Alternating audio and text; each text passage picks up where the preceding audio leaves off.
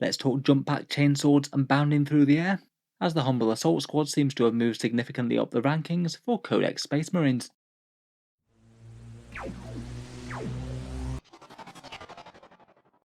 Hello and welcome back to Auspex Tactics, where today we're talking Space Marines, and this time we're going to be doing a unit review for the Assault Squad, which I think has got a lot more interesting of a choice in the recent points updates. Since the 9th edition Codex Space Marines dropped, it's basically been Vanguard veterans all the way.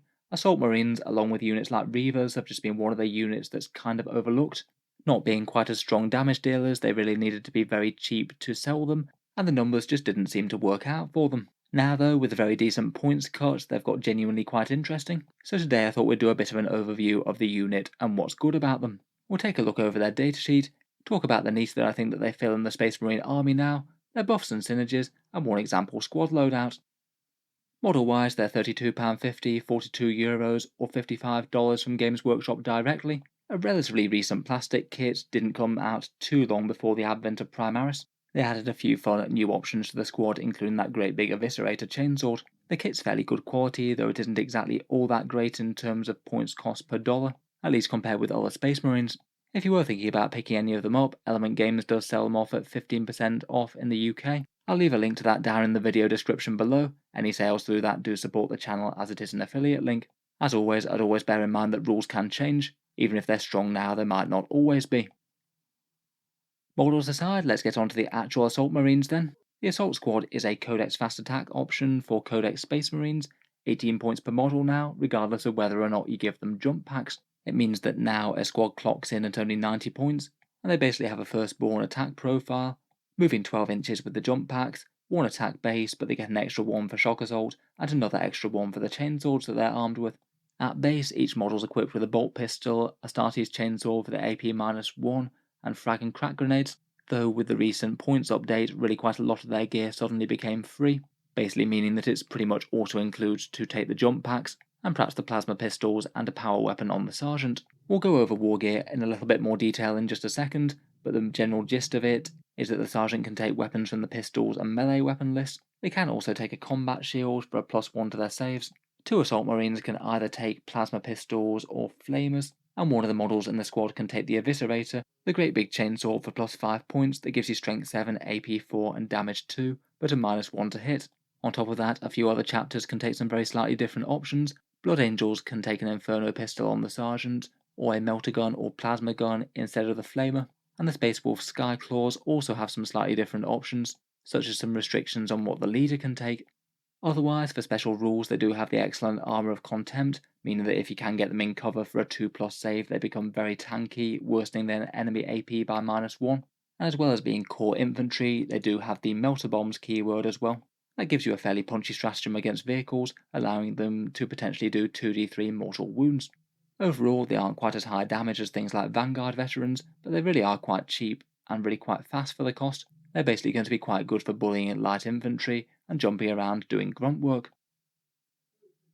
As mentioned, when it comes to Wargear, the Assault Marines really have quite a lot of fun free choices now. The jump packs are free, and I would basically consider them absolutely mandatory now. 18-point Marines that move 12 inches really is a niche in the Codex that isn't filled elsewhere.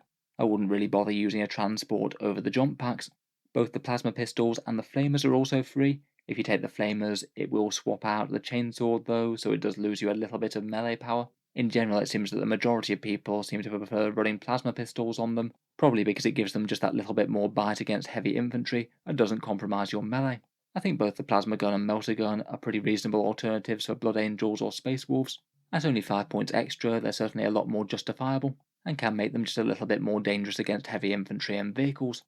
For the extra 5 points, I think the Eviscerator is kind of take or leave. I think it's okay and not outstanding. Only 1 or 2 attacks hitting on 4s isn't going to get that much done reliably, but for 5 points, Rule of Cool and a little bit of extra melee threat is really not the worst. Finally, perhaps the most interesting options are on the Sergeant. The basic power weapons are free, and I think probably the strongest choice for the value is the Lightning Claw, good all-round damage profile there, but I guess if you did want the squad to be a little bit more punchy, you could maybe upgrade to a Fist or a Thunderhammer. On the other hand, I think a few options are viable. You could have another plasma pistol into the squad for really quite a lot of close range plasma shooting. You could take a second lightning claw for an extra attack in melee, or you could potentially use the sergeant as a bit of a tank take a combat shield, and that will give you a 2+ save against AP0 weapons, even in the open. I think you can make an argument for any of those depending on what you're going for. I think Plasma Pistol will probably be my go-to, but either of the others seem fine. The Blood Angels and the Death Watch can take an Inferno Pistol instead, and I think that would trump the Plasma Pistol for me. For the unit's purpose, I think that previously Assault Marines really just didn't have much of a niche within the Codex. They weren't all that much cheaper than Vanguard veterans, so the argument would be usually you'd just take them if you wanted to take Assault Marines. For an extra point or two, the extra attack was well worth it. But now they are actually significantly cheaper with the jump packs, you can make far more of an argument for them. I still wouldn't consider them actual main damage dealers, and the Vanguard veterans would still do better for that if you do want a frontline unit that's going to actually take out the enemy's main threats. Their melee attacks are still going to be strength 4 AP-1, so aren't going to do tons against Armour of Contempt, and they really want to be targeting light infantry.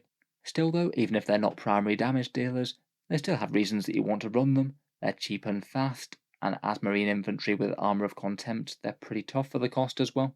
Their movement's going to allow them to get the charge rather than the other way around, so you can hopefully bully enemy light infantry squads. They could still cut through something like Eldar Aspect Warriors pretty well. And you could have a squad or two of 5 or 6 man squads bounding around the board doing actions and things, maybe getting in table quarters for engage on all fronts. And they're particularly good at going after enemy backfield type things, seeing as they have deep strike for free, and you're not going to miss their damage output too much in early rounds. On top of that, with the bonus gear that they get now with a couple of plasma pistols and a power weapon thrown in, they are going to pose a little bit more of a threat to other enemy units too. They should manage some chip damage at the very least, and if they roll well they could punch above their weight. In general, I'd say that this means they usually want to operate pretty independently from the rest of the army. For the most part, character buffs and command point support are going to be better targeted elsewhere, and they just go around doing their job and harassing enemy units and doing objectives, while hopefully largely being ignored.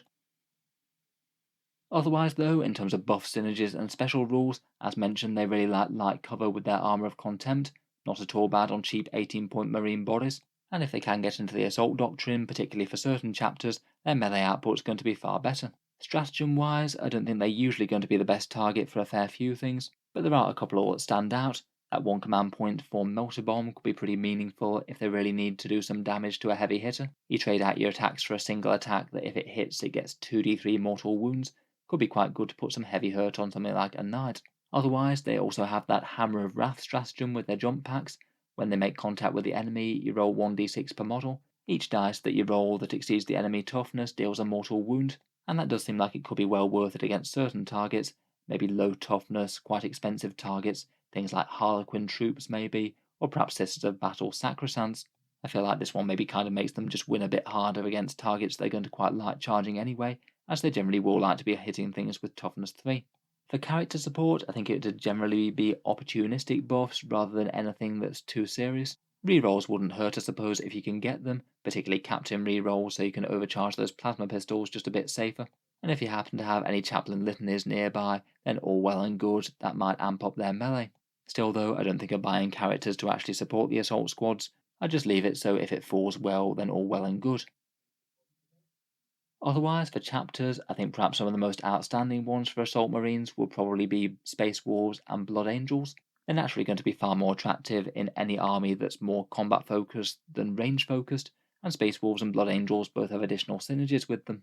Space Wolf Skyclaws I think are particularly strong, to be honest. They get a +1 attack on the charge at no extra cost from that Berserk Rage rule, basically making them cut price Vanguard veterans with chainswords most of the time, and this really makes them into a pretty top tier unit for the Wolves in my opinion. They do have some slightly limited Wargear options on the pack leader and stuff, though you can still buy in a Wolfguard pack leader if you desire, for a few more extra options and bits, and the Space Wolves certainly seem like a great army for running them in. You should usually get +1 to hit, that stratagem for a big heroic intervention, and also some nice combat stratagems if you need it, like the +1 to wound 1 if you desperately need to take down something and the assault squad's the only thing that could do it.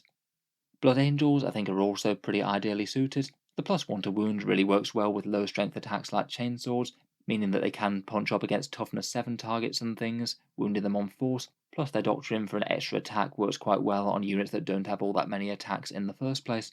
Blood Angels also have plenty of other good things going for them, potential 8-inch charges out of deep strike with their +1 to charge, wings of fire to jump them back up into the sky if they need to reposition well, and I guess if your Sanguinary Ancient isn't solely taken up with buffing Sanguinary Guard, you could potentially get better movement if they happen to be closer to that guy. Still though, I think buffing characters are usually going to be better targeted to Death Company or Sanguinary Guard in the Blood Angels lists.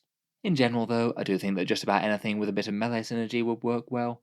White Scars with a +1 damage certainly makes those chainsaws a lot more scary. Advance and Charge also gives them a bigger threat range in the same way it does for Vanguard veterans.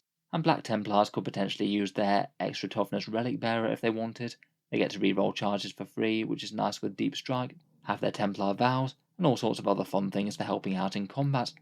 Otherwise, most of the other chapters do at least have something that could be interesting. The fairly popular combo of Whirlwind of Rage and Born Heroes will make their melee better with +1 to hit and exploding sixes on the charge. Master Artisans could be quite nice if you're taking Eviscerator along with re-rolling that hit roll, and Hungry for Battle is pretty good out of Deep Strike for them as well, getting them an 8-inch charge if they want one.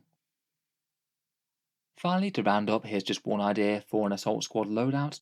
This one costs 108 points and is a loadout for 6 Assault Marines, so you can do things like the Retrieve Nephilim data action really reliably. If you're not thinking about going for that one though, then units of 5 seem to be the way to go. I think for me I'd take the combo of a Lightning Claw and Plasma Pistol on the Sergeant, 2 other Plasma Pistols in the unit, and probably just keep things as cheap as possible. I don't think there's anything desperately wrong about taking an Eviscerator if you want to though, you certainly get the rule of cool points. My battle plan with them will be to deep strike them or move around the flanks to do secondaries depending on the enemy, maybe things like engage on all fronts or retrieve data if you're going for those, though different chapters might have different objectives in mind. They might also be able to trade out for enemy units on primary objectives, particularly anything that's light infantry, and probably want to be doing fairly similar to other threats moving up the board, either hiding out of line of sight if possible, or aiming to finish combats in light cover if you can. A 2+ save combined with Armour of Contempt will be hard to shift. They probably wouldn't need all that much stratagem support, maybe a crafty melter bomb if it makes the difference for killing a vehicle, Hammer of Wrath if you really need to chew up a toughness 3 infantry unit, or maybe re-rolling a charge roll out of Deep Strike if it is going to be super problematic for the opponent. If they do need to add all hands on deck to try and overwhelm the enemy's actual elite units, then they still don't really seem all that useless. They might kill a medium infantry or 2 with their plasma pistols. If they charged in alongside some other threats, they might well just be able to add some weight of numbers to the whole fight.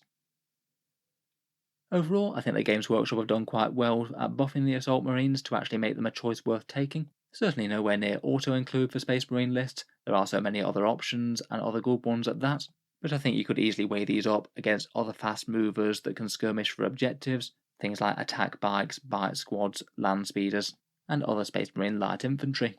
I'll be interested to hear what you guys think though. Do you think that the Assault Marines are now worth using at their newer cheaper price, or is their damage output still a bit too hampered by only being strength 4 and AP -1 and not being able to deal with hard targets? If you've enjoyed the video, feel free to subscribe to Auspex Tactics, where I'll certainly keep the regular 40k stuff coming. I do tend to post new videos just about every day. Finally, if you have been enjoying the videos on the channel, I would just like to mention that Element Games affiliate link once more. It is one of the things that allows me to create YouTube videos like this quite so regularly on the channel, and a decent source of a discount compared with Games Workshop if you do live in the UK. If you are thinking about picking up some miniatures in the near future, click the link, order literally anything through them, and a small amount goes to help support the channel at no additional cost to yourself. For people over in the USA, I do also have an Amazon link down there as well. That one works much the same. Click the link, order anything through Amazon, and a small amount goes to help support the channel. A massive thank you to you guys who have been using those, as it does really help keep these videos coming. In any case, a massive thank you for listening, and I'll hope to see you guys next time.